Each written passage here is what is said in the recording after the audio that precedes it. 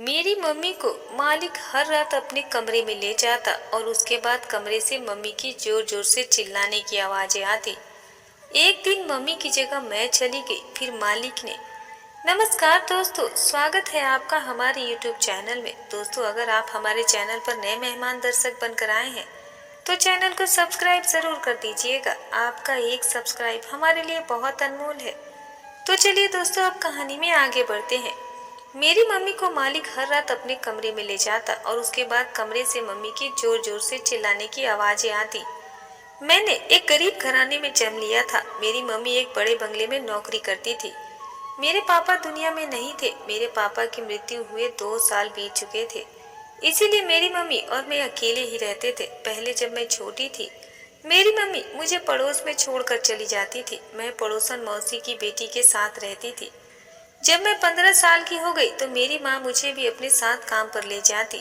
मैं पहले भी कभी कभी मम्मी के साथ बंगले में चली जाती थी, लेकिन काम नहीं करती थी। लेकिन आज जहाँ मेरी मम्मी मुझे लेकर गई थी, कोई और ही था। मैंने माँ से पूछा तो वो कहने लगी कि यहाँ की मालकिन अच्छे पैसे दे रही है।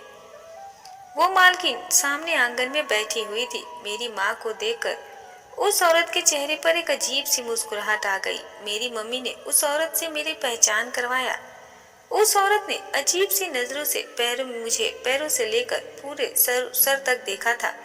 मुझे देखना अच्छा नहीं लगा था। मम्मी ने कहा कि आज के बाद मेरी बेटी भी काम पर आया करेगी। वो कहने लगी कि ये तो तुमने बहुत ही अच्छा किया।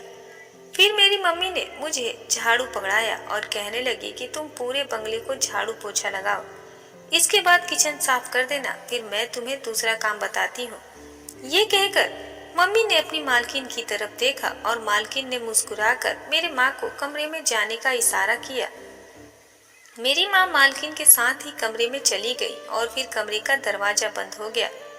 मैंने एक नजर झाड़ू पर डाली और दूसरी बंगले पर, फिर गहरी सांस भरते हुए पूरे घर में झाड़ू लगाने लगी।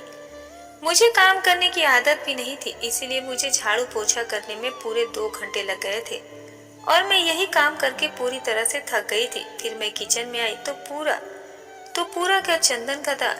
वहाँ ज्यादा बर्तन जमा थे। देखकर मेरा रोने का दिल चाह रहा था। मैं ये सब काम अकेले कैसे कर सकती थी। खैर, मैंने बर्तन धोने, किचन की सफाई, लेकिन साथ साथ में ये भी सोच रही थी कि मम्मी ने सारे काम मुझे बता दिए तो मम्मी कमरे में गई हैं। मैं किचन का काम करने के बाद बिल्कुल बेहाल सी हो गई थी। जब मैं बाहर आई तो मालकिन का कमरा अभी भी बंद था। मुझे भूख तेजी से लग रही थी, इसीलिए मैंने मालकिन के कमरे का दरवाजा खटखटाया। कुछ देर बाद मम्मी ने कमरे का दरवाजा खोला था। वो पूरी तरह से पसीने से भीगी हुई थी। वो मुझसे कहने लगी कि बाहर बैठो, मैं अभी आती हूँ। ये कहकर मेरी मम्मी ने दरवाजा बंद कर दिया और मेरी माँ के पास तो चादर भी नहीं था। लेकिन जब 5 मिनट बाद वो कमरे से निकली तो वैसे ही चादर उनके सर पर लिपटी हुई थी जैसे वो पहनकर कमरे में गई थी। बाहर आते ही उन्होंने तुरंत कमरे का दरवाजा बंद कर दिया और मुझे अपने साथ लिए बंगले के बाहर आ गई। मम्मी सूजी हुई थी जैसे कमरे से लोग आए हैं। मैं सोच रही थी कि मम्मी ने कमरे में कोई काम नहीं किया। वो तो पूरा दिन मालकिन के कमरे में रही थी। सारा काम तो मैंने ही किया था, लेकिन माँ को देखकर यही लग रहा था कि जैसे वो बहुत थकी हुई हो और जैसे कि नाच गा कर आ रही हो। मेरी माँ घर जाकर सबसे पहले अपने कमरे में चली गई और दरवाजा भी बंद कर लिया। मुझे बहुत जोर से भूख लग रही थी और खाने को कुछ भी नहीं था। आधे घंटे के बाद मेरी माँ अपने कमरे से बाहर आई। मैंने उनसे कहा कि मुझे बहुत ज्यादा भूख लगी है। वो कहने लगी, तुम जाकर पड़ोस से सब्जी लाओ, मैं तुम्हारे लिए रोटी बना देती हूँ। मैं सब्जी रोटी बना चुकी थी। रात को मम्मी ने बनाया जो मुझे बहुत पसंद आया और मैंने खूब अच्छे से खाया। मेरी माँ ने मेरे लिए सुबह के लिए भी रख लिया था। कहने लगी कि कल फिर जाना पड़ेगा। मैं काम पर जाने से पहले ही रोटियां बनाकर रख दूंगी। मैंने कहा, मम्मी मैं तुम्हारे साथ काम पर नहीं जाऊंगी। बहुत बड़ा घर है, मैं वहाँ काम नहीं कर सकती। मेरी माँ कहने लगी कि अब तू बड़ी हो गई है, इसीलिए अभी से ये काम करने की आदत डालो। महंगाई दिन पर दिन बढ़ती जा रही है, ऐसे में मैं अकेले घर का खर्चा नहीं उठा सकती।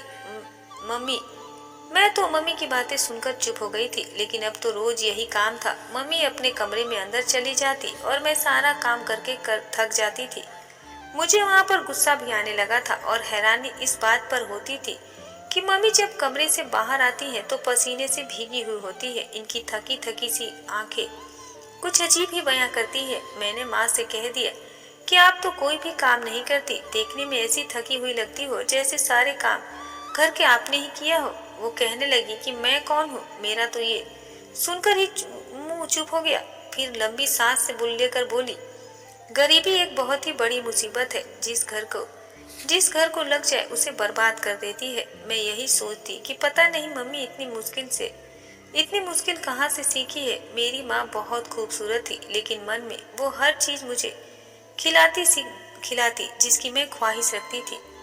हम लोग इस महंगाई के दौर में बकरे का मांस खाते थे। जब मैं मम्मी से पूछती तुम इतना महंगा गोश्त कहाँ से खरीद लाती हो, तो वो कहने लगती कि मेरे साथ इतनी मेहनत करके कमाने लगी हो, तुम्हें अच्छा खाना पीना खाने की जरूरत है। मम्मी खुद अच्छा खाना नहीं खाती थी, पर मुझे पेट भरकर भुना हुआ गोश्त खिलाती और खुद बचा हुआ खाना खाती।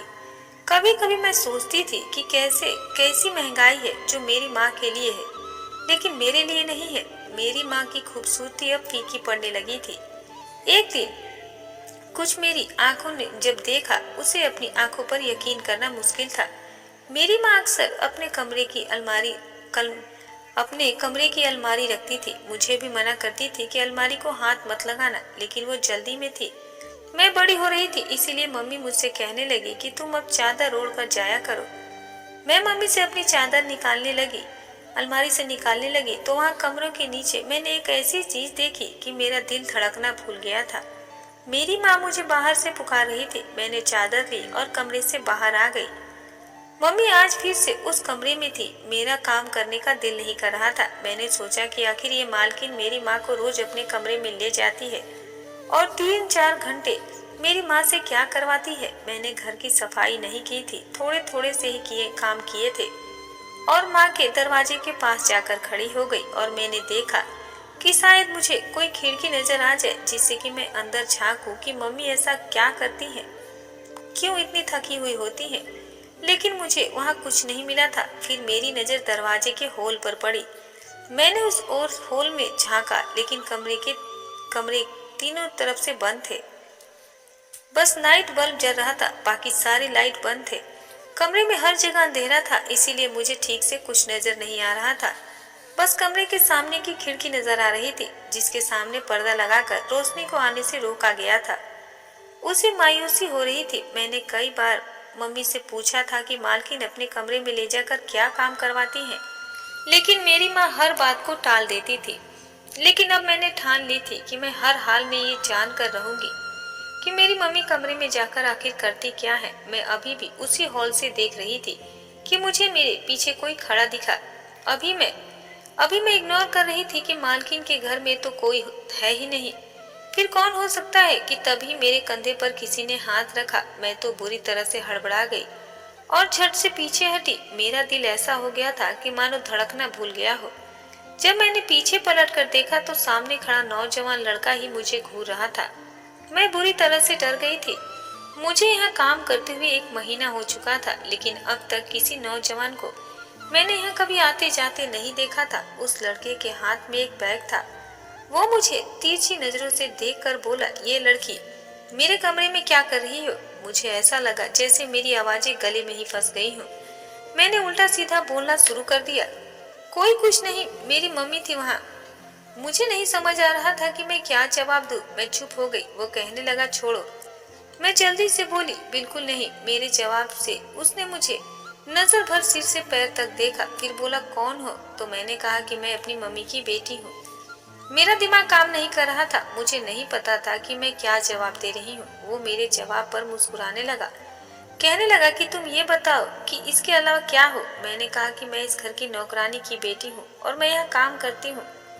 न जाने क्यों मैं बदहवास थी। मेरी बात सुनकर उसने अपना बैग एक तरफ रखा और सामने बने सोफे पर जाकर बैठ गया और अपने सामने रखे टेबल पर पैर रख दिया। फिर मुझे अपने पास बुलाने लगा, कहने लगा कि आओ मेरे जूते उतारो। ये सुनकर मुझे हैरानी हुई थी। मैं एक नौकरानी की बेटी तो थी, लेकिन काम नहीं कर सकती थी जो वो मुझसे कहने को कह रहा था। तो मैंने साफ इनकार कर दिया, मैं ऐसा काम नहीं करती। मेरी बात सुनकर वो बोला, अच्छा माँ के कमरे में ताका झाकी करती हो और काम नहीं कर सकती? बात सुनो मेरी, अगर तुमने ये काम नहीं की तो मैं तुम्हें नौकरी से निकलवा दूंगा। ये सुनकर तो मेरे होश उड़ने लगे थे। मैंने कहा, आप कुछ मत करना, मेरी मम्मी मुझे बहुत मारेगी। मेरी माँ को प्लीज कुछ मत बोलिएगा। बस अपने पैरों में पहने जूते की तरफ इशारा करने लगा। मैं बेबसी से उसके पास पहुंची। वो 17-18 साल का लड़का था। शक्ल भी उसकी बहुत ही खूबसूरत थी, लेकिन बहुत ही घमंडी किस्म का था। मैं उसके पास टेबल के पास बैठ गई और उसके जूते उतारने लगी।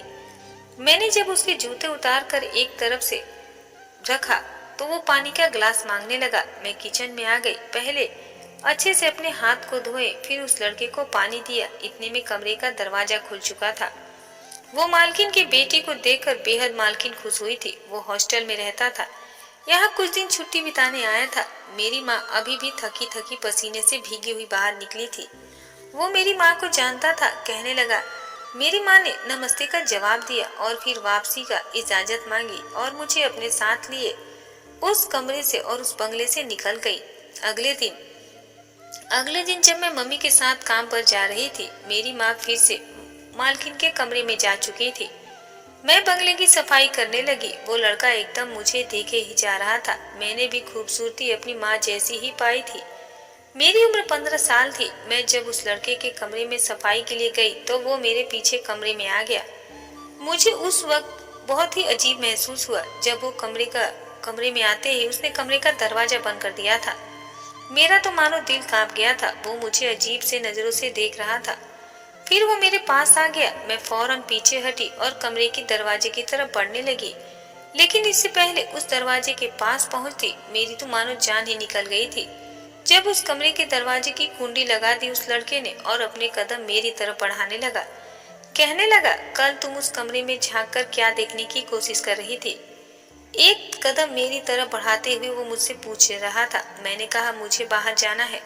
आपने दरवाजा क्यों बंद किया? वो मेरी बात को नजरअंदाज किए कुछ गौर से देख रहा था। उसकी तेज नजरों से मेरे पूरे शरीर में मानो कि डर डर से मेरी शरीर कांप रही थी। तुम्हें बहुत शौक है दूसरे के कमरे में झांक कर देखने का कि वहाँ क्या हो रहा है? और ऐसा कहकर वो हंसने लगा। कहने लगा कि मैं तुम्हें बताऊं कि बंद कमरे के पीछे क्या होता है। इस बात से मेरे शरीर में गुस्से की लहर दौड़ाई थी। इससे पहले कि वो मेरे पास आता, मैंने मम्मी मम्मी चिल्लाना शुरू कर दिया, लेकिन उसने मेरे मुंह पर हाथ रख दिया और कहने लगा कि अगर शोर मचाया तो तुम्हारा गला दबा दूंगा। ये कहकर उसने मेरे मुंह से हाथ हटाया और कमरे को दरवाजा भी खोल दिया था। मैं कमरे से बाहर निकल आई। उस लड़के ने अपने कमरे का दरवाजा तेजी से बंद कर लिया। मैं इस तरह परेशान थी कि रोने लगी थी। मैं सोच चुकी थी कि अब यहाँ काम करने नहीं आऊंगी।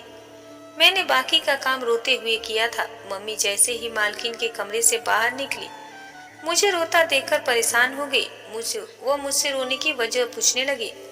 मैं उसके सामने कुछ नहीं बोली। मैंने कहा, मेरे सर में दर्द हो रहा है। वहाँ मैं पूरी रात रोती रह गई। मेरी मम्मी मुझे घर के बजाय डॉक्टर के पास क्लिनिक ले जाने लगी, लेकिन मैंने मना कर दिया। घर जाकर मम्मी से मैं लगकर फूट फूट कर रोने लगी और उस लड़के की बातें भी बता दी। मेरी माँ बहुत ज्यादा परेशान हो गई थी। मैंने कहा, मम्मी मुझे नहीं जाना है काम पर। मेरी माँ ने मुझे चुप करवाया और कहा, कल फिर वो अकेले ही जाया करेंगी। अगले दिन मैं घर पर ही रही थी, लेकिन उस दिन जब मम्मी घर पर आई थी, उनका चेहरा रेड हो गया था। वो बहुत ज्यादा ही थकी हुई लग रही थी। आते ही बिछी चारपाई पर लेट गई। जब मैंने मम्मी को छू कर देखा तो वो बुखार से तड़प रही थी। मैंने जल्दी से मम्मी को पानी पिलाया, खाना खिलाया और घर पर रखी हुई बुखार की दवा दी। जब मम्मी ने ही उस मम्मी को ही बहुत तेज बुखार था। वो नींद में भी पता नहीं क्या बड़बड़ाई जा रही थी। मेरे नाम पर सिर्फ मम्मी ही तो थी। अगर उसे भी कुछ हो जाता तो मैं कैसे जीती। सुबह तक मम्मी का बुखार तो काफी हद तक कम हो गया था, लेकिन थकावट बहुत ज्यादा थी। इसके बावजूद वो मालकिन के घर जाने के लिए तैयार हो गई थी। मैंने माँ से कहा कि आज छुट्टी कर लो, लेकिन वो कहने लगी कि छुट्टी नहीं कर सकती, नहीं तो नौकरी छूट जाएगी। मैंने कहा, ठीक है, आज मैं काम पर चली जाती हूँ। मेरी बात सुनकर मम्मी की रंगत उड़ गई थी। वो कहने लगी कि नहीं, मैं तुम्हें कभी भी अकेले नहीं भेज सकती।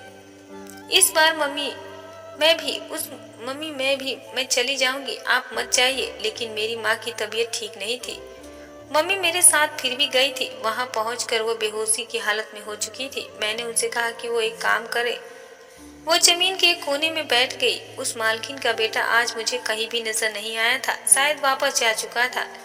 मैंने पूरे घर की सफाई की। मम्मी एक कोने में बेहाल थी। जब सारा काम खत्म हो गया तो मालकिन कहने लगी कि तुम्हारी माँ तो बहुत बीमार है, इसके हिस्से का काम कौन करेगा।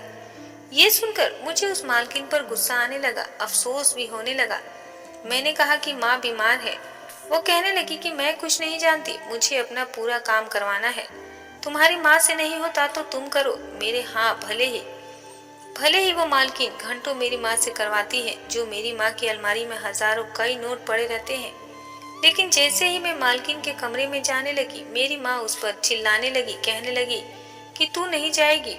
शायद मेरी मम्मी पास में ही थी, इसीलिए मेरी और माँ के बीच में बातें सुन ली थी, इसीलिए तेज बुखार में भी बोल पड़ी थी। बहुत मुश्किल से वो उठी और मुझे बाहर लेकर आई। शाम को मैं अपनी मम्मी को डॉक्टर के पास ले गई। अगले दिन मेरी माँ सो रही थी। मैं चुपके से घर से बाहर निकल आई। अब तो मैं सोच में पड़ गई थी कि मुझे मालूम हो कि बंद दरवाजे के पीछे आखिर ऐसा क्या होता है जो मम्मी मुझे वहाँ अकेले नहीं जाने देती। मैं इस बार अकेले ही चली गई थी बंगले पर। वह मुझे अकेला देखकर मेरी माँ के बारे में पूछने लगी। मैंने तबीयत ठीक नहीं है बोला। पहले तो उस मालकिन ने मुझे घर के सारे काम करवाए, फिर उसके बाद कहने लगी कि ये काम करो जो मेरी माँ करती थी, वो पैसे देगी जितना मेरी माँ को देती थी। मैं उसकी बात मान गई। उस वक्त मुझे पैसे चाहिए नहीं थे, बस मैं ये जानने में दिलचस्पी थी कि वो मेरी माँ से क्या काम करवाती है। जब मैं कमरे से बाहर आती तो मेरी माँ थकी थकी क्यों होती थी। मैं उस कमरे में गई तो पूरे कमरे में अंधेरा छाया हुआ था। उस मालकिन ने एक नाइट काम किया था। वॉशरूम में चली गई। मैं धड़कते दिल के साथ उस कमरे में बेड पर बैठ गई। कुछ देर बाद जब वो बाहर निकली तो वो नाइटी पहनकर रखा था। मुझे देखकर हैरत हुई।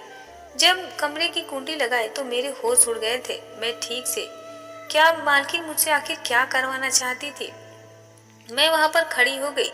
इतनी देर में वो मेरे पास आ गई और उसने अपने हाथ में जैतून की तेल मुझे पकड़ा दी। कहने लगी कि चलो अब बिना रुके करो। मुझे उसका मसाज करना था। वो एक मोटी सी औरत थी और उसके पेट में दर्द की शिकायत रहती थी।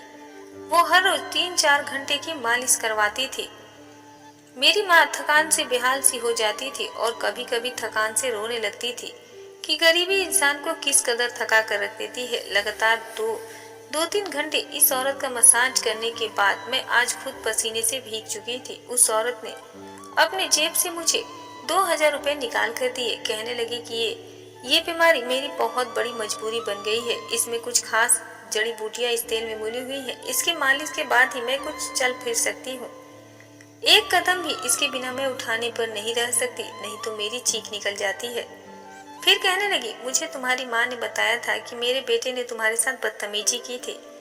मैंने उसे इस बात पर बहुत डांटा था, पर तुमसे भी माफी मांगती हूँ। आगे वो तुम्हें कुछ नहीं कहेगा। मैंने उसे जवाब नहीं दिया और कमरे का दरवाजा खोलकर बाहर निकल गई। मुझे माँ के बारे में हर सवाल का जवाब मिल चुका था। मैं जितना भी अपनी माँ की इज्जत करती थी उतना कम था। मेरे लिए महान माँ थी वो। न जाने क्यों उनकी शराफत को सबकी नजरों से देखा था। हर दरवाजे के पीछे से पाप नहीं होते, ये बात मुझे अच्छी तरह से समझ आ गई थी। दोस्तों, रोजाना ऐसी कहानी सुनने के लिए हमारे चैनल को सब्सक्राइब करना ना भूले। तो फिर मिलती हूँ कल आपसे एक नए वीडियो में। तब तक अपना और अपनों का ख्याल रखें।